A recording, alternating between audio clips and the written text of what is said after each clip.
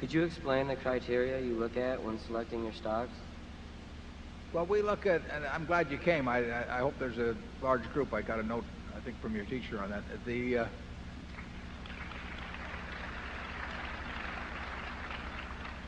We look at it, the criteria for selecting a stock is really the criteria for looking at a business. We are looking for a business we can understand. That means they sell a product that we think we understand, and we understand the nature of their competition, what could go wrong with it over time. And then when we find that business, we try to figure out whether the economics of it, means the earning power over the next 5 or 10 or 15 years, is likely to be good and getting better or poor and getting worse. But we try to evaluate that future stream, and then we try to decide whether we're getting in with some people that we feel comfortable being in with, and then we try to decide what's an appropriate price for what we've seen up to that point. And as I've said last year, what we do is simple but not necessarily easy. The checklist that is going through our mind is not very complicated. Knowing what you don't know is important, and sometimes that's not easy. And knowing the future is definitely, it's impossible in many cases in our view, and it's difficult in others, and sometimes it's relatively easy, and we're looking for the ones that are relatively easy.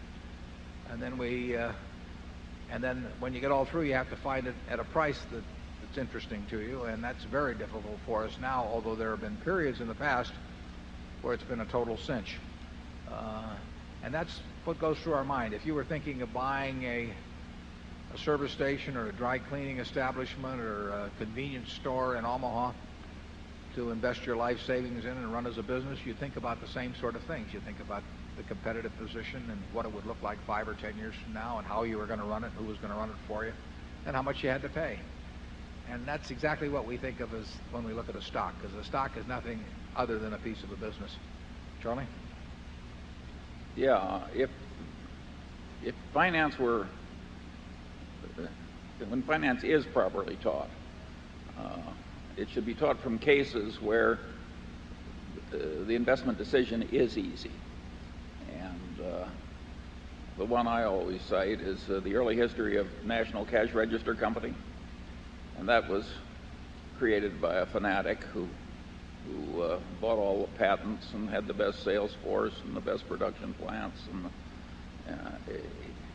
he was a very intelligent man and passionately dedicated to the cash register business. And of course the cash register business was a godsend to retailing when cash registers were invented. So that was the pharmaceuticals of a former age.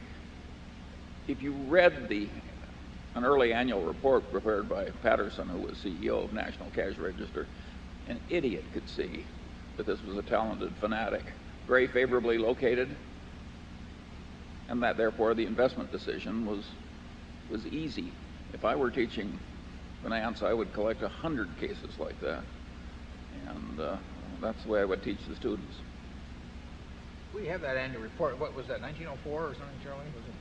But it's really a classic report, because Patterson not only tells you why his cash register is worth about 20 times what he's selling for to people, but he also tells you that you're an idiot if you want to go in competition with him.